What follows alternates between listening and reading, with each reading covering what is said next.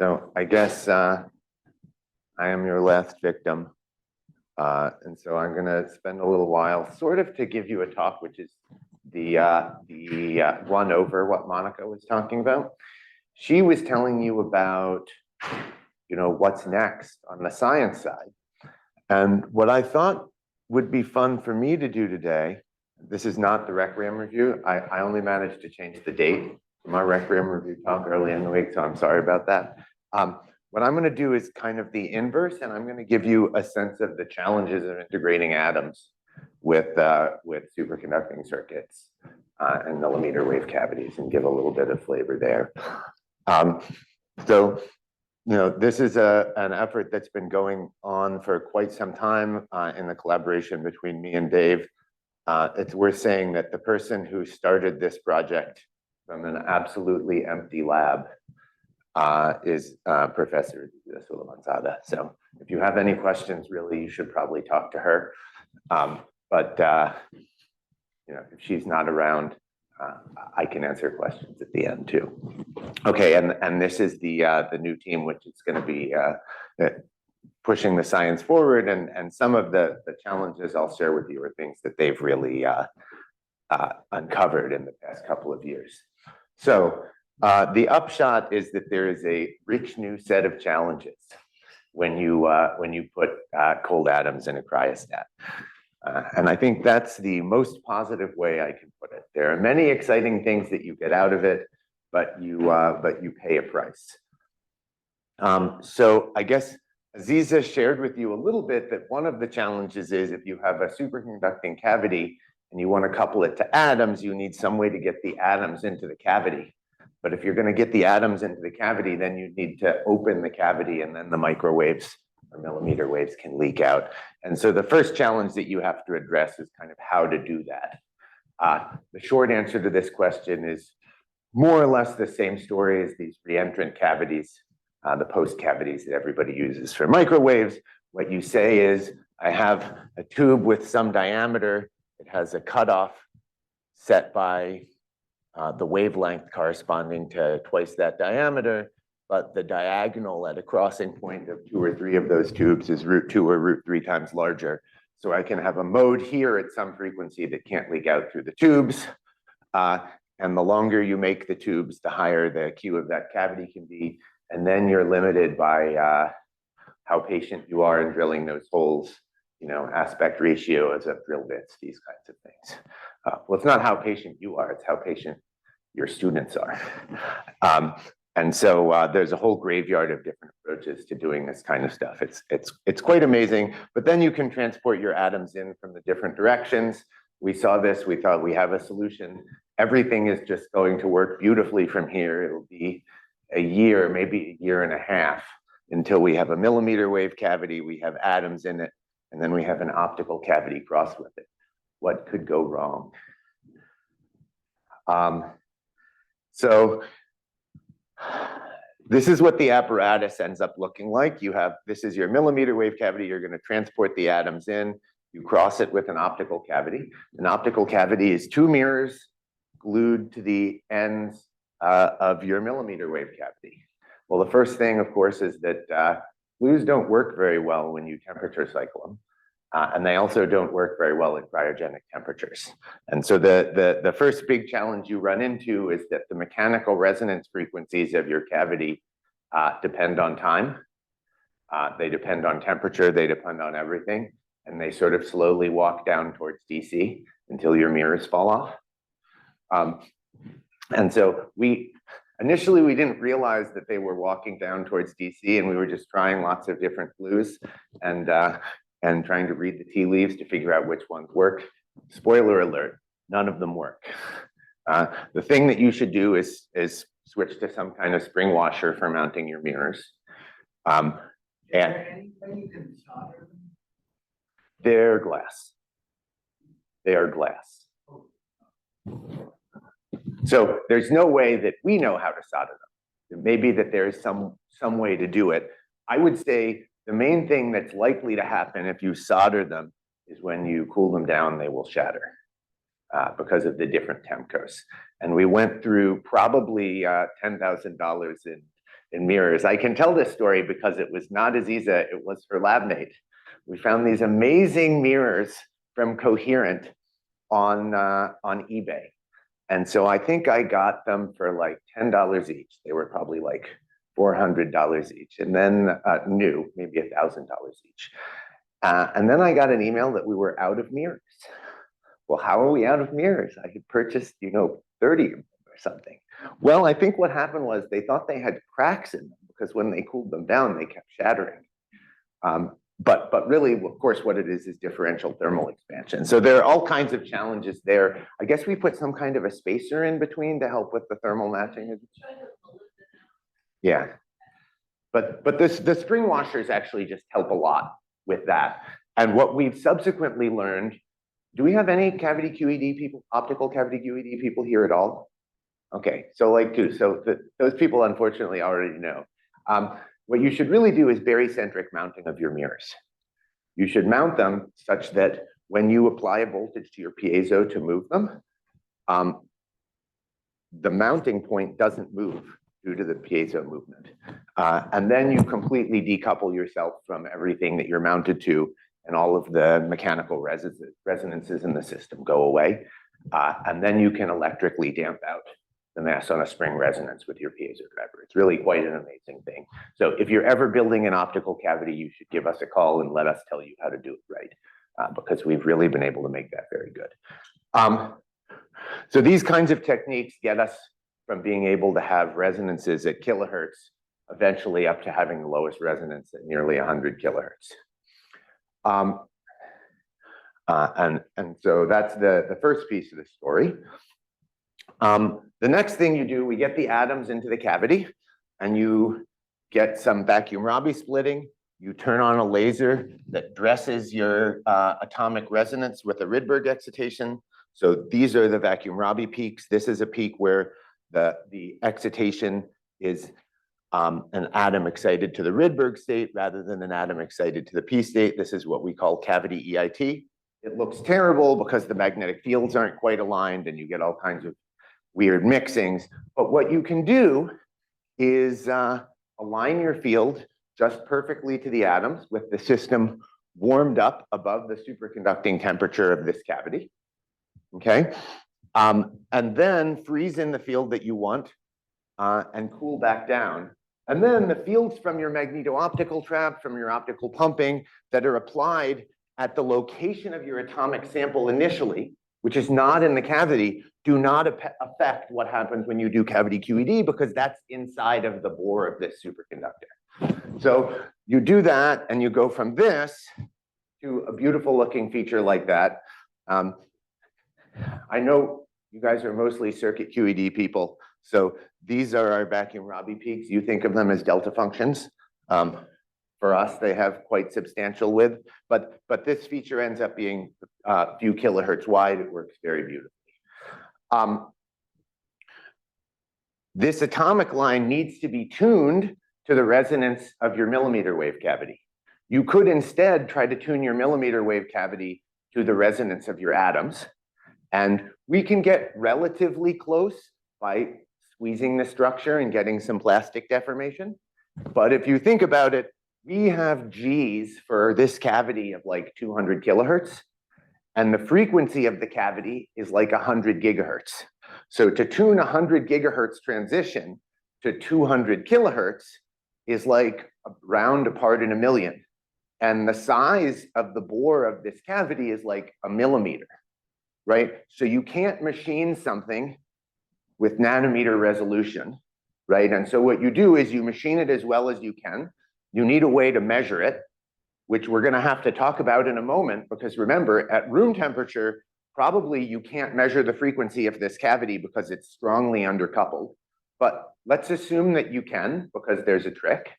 And then you measure the frequency and squeeze it and let go, and squeeze a little harder and let go. And that'll get you down to maybe 10 megahertz. The cavity shape is going to look a little funky at the end. There will be marks on the surfaces from your giant press, but whatever. And then what you can do is make use of another mode of your resonator to tune the atomic transition to the millimeter wave resonance with a start shift. Okay? Make sense? So these modes have slightly different spatial structures. And what that means in practice is if you look at the spectral width of this millimeter wave line as a function of how many megahertz we tune it by, the line starts to broaden, right? Just because the atomic sample has some finite size, like 50 or 100 microns, compared to a mode, which is about a millimeter in size. So eventually you start to shift, okay?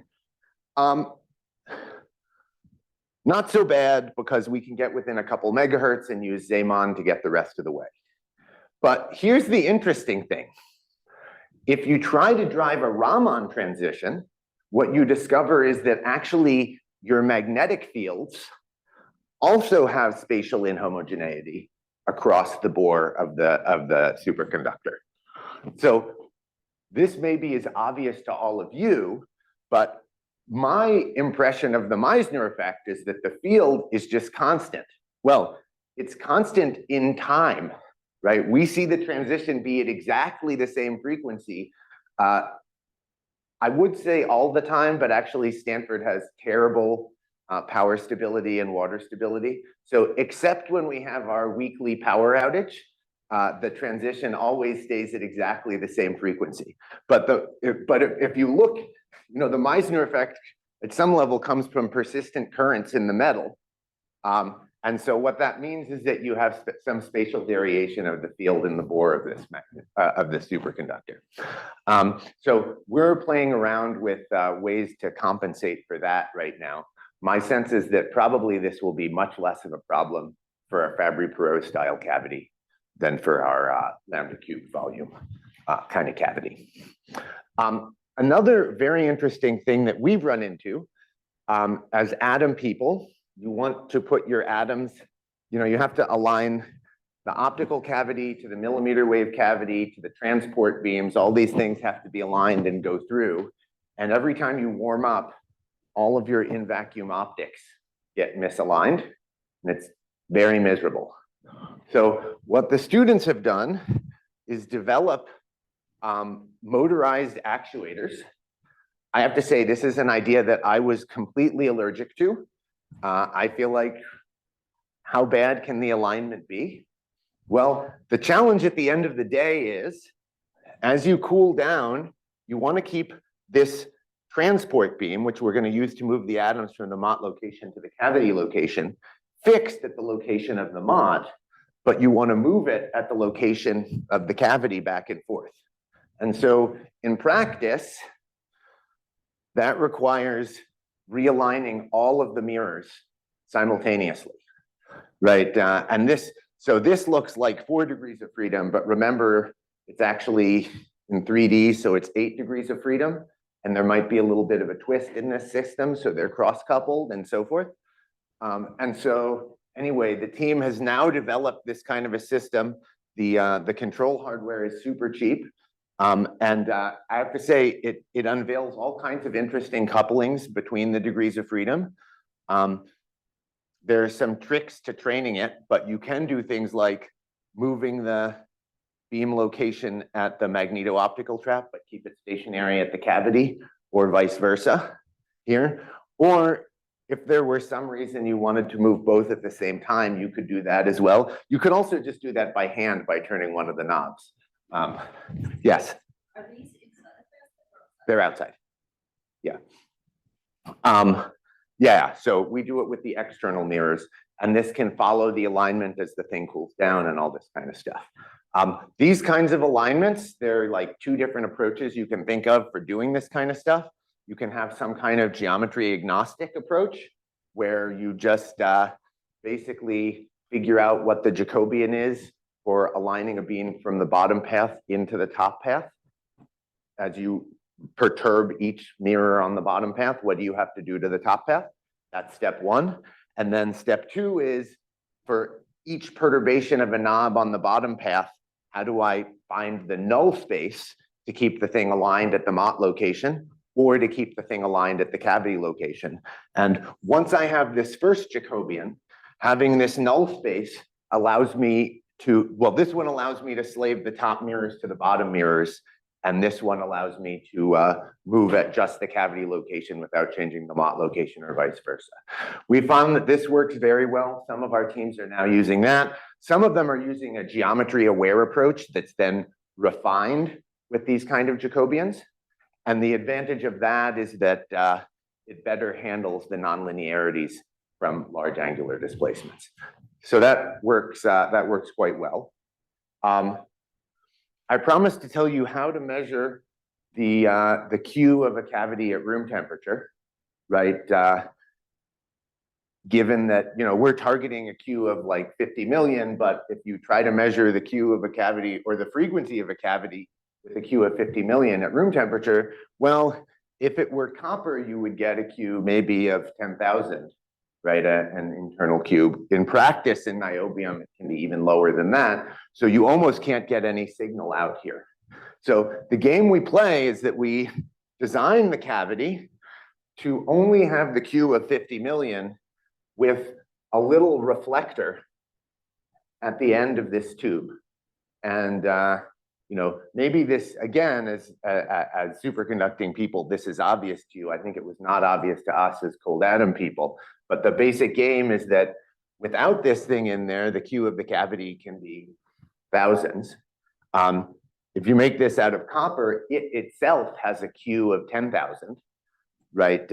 And so only one in, you know, 10,000 photons makes it out this far. Of those, only 1 in 10,000 gets lost due to the resistance of the reflector. And so this supports, you know, a dynamic range between room temperature and cold of 10,000 or more. So that's the basic game that we play there. The last thing I will say is we have some circuit-inspired stuff. We asked the question, is there any way that we can use circuit-based readout techniques with atoms, right? And, you know, measuring atoms in an atom array, for example, in reflection. And for that, each atom in the atom array would have to be in its own cavity. So we've made these arrays of optical cavities where we get the mode size down to below a micron. And so then we only need a finesse of like 60 instead of 10,000 to make this go. So we've made these cavities. We can make hundreds of cavities at the same time. We've now started to load atoms into them. And we can have fluorescence-enhanced imaging of the atoms in these cavities. These are the folks who are doing that stuff. And then this points to questions like, how can you read out these atoms fast? How can you control them fast? So we're making fast spatial light modulators and fast cameras. So I think maybe I'll just stop there. I'll finish it with this animation running of our fast camera imaging light at a few million frames per second. Thank you guys for coming to the workshop.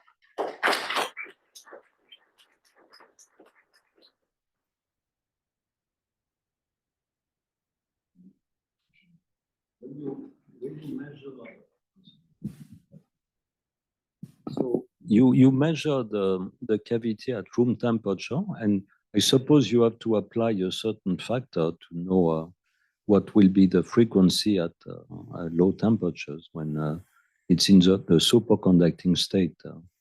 So I think what we found the game to be is you measure it at room temperature, then you put the reflector in, and you measure it cold, right? And you see how big the shift is, and you do that once, and even as you shift by hundreds of megahertz, like that factor kind of remains constant. But yeah, well, I don't think we tried to predict that a priori. We just measured the kinetic inductance effects.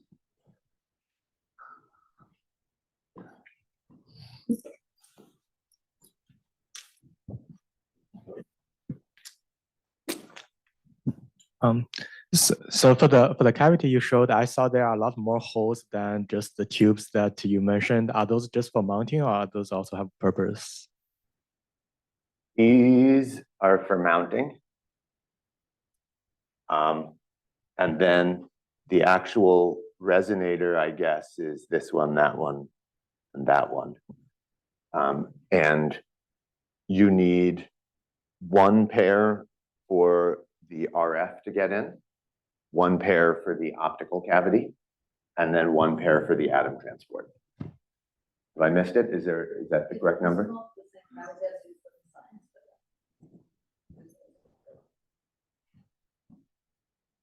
Do you also have hole for the spring screw or spring set screw? Or? So maybe we can go to another picture there.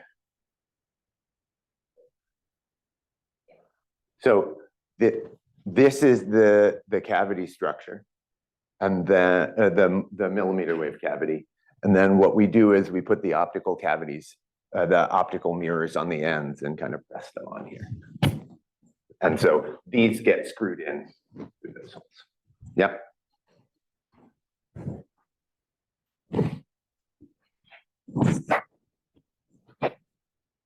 Or on the same lines, I'm still trying to picture what the spring is. Is it just the springiness of a washer, or is there and what material is that to stay springy cold? Is it?